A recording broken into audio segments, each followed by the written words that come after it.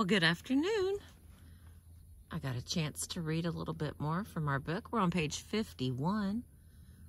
The chapter 3 is Altered Perceptions, but this topic is extrasensory perception. This is a very long chapter and section here. There's a chance I might have to make it in sections. So, thank you for being with me. A sixth sense is sometimes attributed to certain star athletes by their teammates, opponents, and others as well. What it seems to boil down to is the ability to be in the right place at the right time. It is dubbed a sixth sense, but it is probably more useful to think of it as a composite of several sensory modalities and abilities, such as timing, knowledge of the opponent's style of play, muscle memory, and subliminal perception. Sometimes it may even include an X ingredient, not yet differentiated, that galvanizes the player into an action, uniting the right movement at the right moment. All right, I sure hope that's clear, because, looks clear. All right. A number of athletes have gained reputations for this uncanny sixth sense. Middle linebacker Ray Nitschke nominated former Cleveland Brown fullback Jim Brown as the smartest runner he ever played against. He said Brown had a sixth sense that told him how the defense would react. Then he'd react accordingly. He was an artist, a brilliant football player who could not only beat you physically, but mentally. Some remarks that Lou Brock has made about how he steals bases suggests that it is more a matter of empathy and intuition than it is of speed and muscle. When asked if it is a matter of surprise, if not speed, this is what Brock replied. Not likely. How much surprise do you think I can generate when I get on first base nowadays? Maybe about as much as the sun when it rises in the east. What's really surprising is if I don't make any move at all, right? Actually, the only thing the pitcher doesn't know about me is the precise moment I'm going to go. And he knows that too. Damn near. You can surprise a rookie, maybe. But most of the time what you're doing is fishing in a very clear pool where you can see the fish you're after. And you lead him gently and patiently to the bait. And when he takes it, you yank. You just got to know when that is, which is the part that gets to be intuitive after a while. There's no place for it in the textbook. It is a little like knowing what an intimate friend is going to say a split second before he says it. So you try to make that pitcher your very close buddy by empathizing with all his moves and all his thoughts. You know at one point he has to commit himself, and then he can't go back on it. I have to too, but he has to first, and that makes a big difference. Brock's emphasis on such mental factors as empathy and intuition, and his de-emphasis of physical qualities, such as speed and surprise, raises the possibility that there may be something more involved, something not yet generally recognized. And not only is base stealing, and not only in base stealing, but in many aspects of sports. It may be possible that in addition to luck or coincidence and picking up on subliminal sensory cues, there is an element of extrasensory perception, or ESP, in sports. In fact, the sixth sense is an older term for what today is known as ESP, or PSI ability. ESP includes the ability to obtain information about the contents of someone's mind.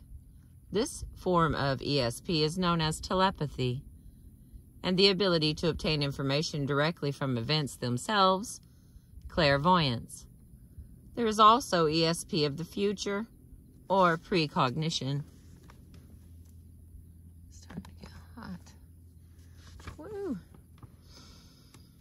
It is almost impossible to isolate ESP in the form of telepathy or clairvoyance in the sports situation, even if it is occurring, because almost all sports take place in settings where the players are within sensory range of one another. So sensory cues cannot be absolutely ruled out. In certain plays that are unusual, although some form of ESP may have occurred, it is more likely that the needed information was available through subtle sensory cues. For instance, Walt Frazier, former basketball star of the New York Knicks, praises fellow Nick Bill Bradley's passing skills, which combined with Frazier's own ability to get the ball in the basket led to some great plays. Frazier, from 1970, says that as the game goes on, some defensive men get tired and careless. If I notice my man is watching the ball and taking his attention away from me for an instant, he's a pigeon. All of a sudden, I just streak to the basket, going back door, and Bill hits me almost every time. Sometimes he just passed the ball before I've taken the first step. It's like telepathy. We look each other in the eyes, and he knows the mischief I'm thinking about.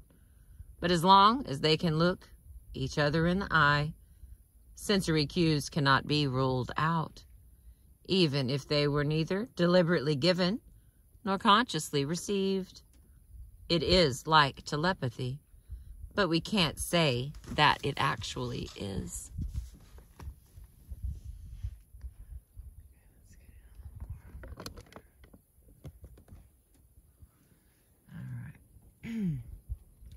Although something extraordinary seems to be happening in all the incidents we have described in this section, some factor imperfectly understood, possibly, if so, an extrasensory factor.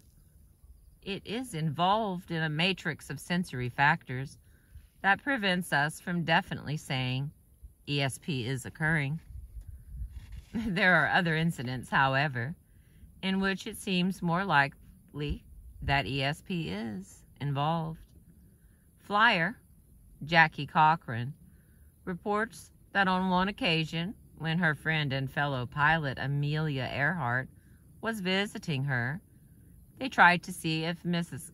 Cochran could deliberately exercise her psychic ability. And then here's a paragraph about how that went. It's hot in the sun. The first night there, we heard that a passenger plane had disappeared en route from Los Angeles to Salt Lake City, and Amelia asked me to try to locate it.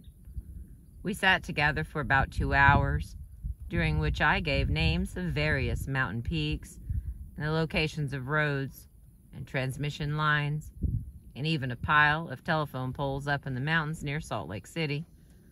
I also gave the location of the plane. Neither of us knew that area, so Amelia called Paul Mance in Los Angeles and asked him to verify names and locations on an air map and call us back. He called back with complete verification. Amelia, thoroughly excited by that time, dashed back to Los Angeles by car through the night, took off for Salt Lake in her plane at daybreak. She searched the area for 3 days and verified all my descriptions, but found no wreckage of the transport and gave up.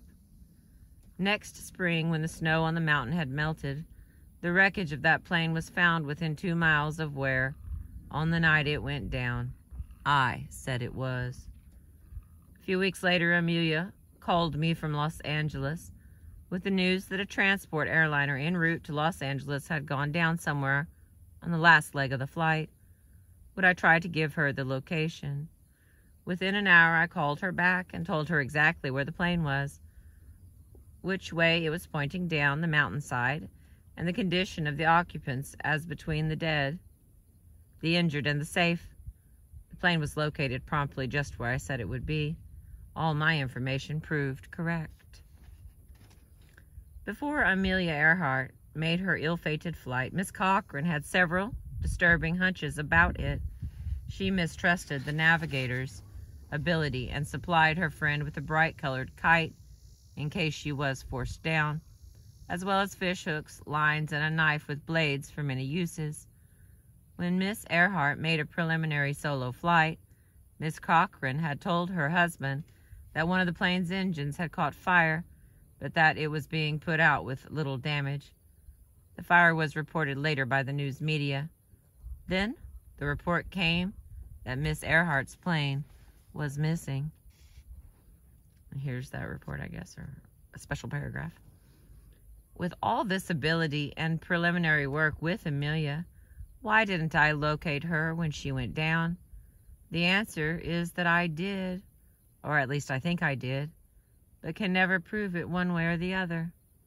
I told where Amelia had gone down, but that Amelia was alive and the plane was floating in a certain area. I named a boat called the Itasca, which I had never heard of at the time, as a boat that was nearby, and I also named another Japanese fishing vessel in the area, the name of which I now forget. Navy planes and ships in abundance combed that area, but found no trace. I followed the course of her drifting for 2 days. It was always in the area, being well combed. On the 3rd day, I went to the cathedral and lit candles for Amelia's soul, which I then knew had taken off on its own long flight. I was frustrated and emotionally overcome. If my strange ability was worth anything, it should have saved Amelia. Only my husband's urging ever prompted me to try my hand in this sort of thing again, and he hasn't urged me for several years, for he knows it upsets me.